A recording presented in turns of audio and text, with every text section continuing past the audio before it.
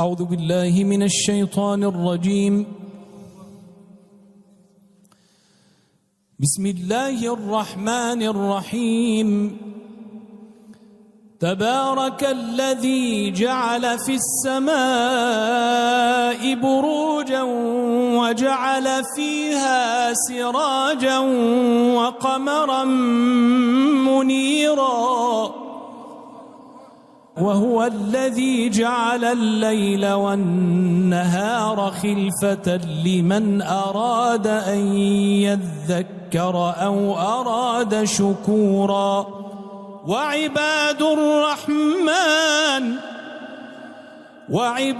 الرحمن الذين يمشون على الأرض هونا وإذا خاطبهم الجاهلون قالوا سلاما، والذين يبيتون لربهم سجدا وقياما، والذين يقولون ربنا اصرف عنا عذاب جهنم إن عذابها كان غراما إنها ساءت مستقرا ومقاما.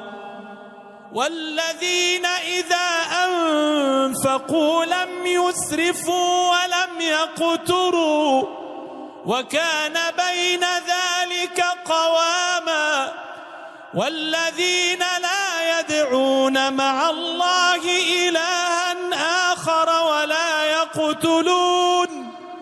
ولا يقتلون النفس التي حرم الله إلا بالحق ولا يزنون، ومن يفعل ذلك يلقى أثاما يضاعف له العذاب يوم القيامة ويخلد فيه مهانا إلا من تاب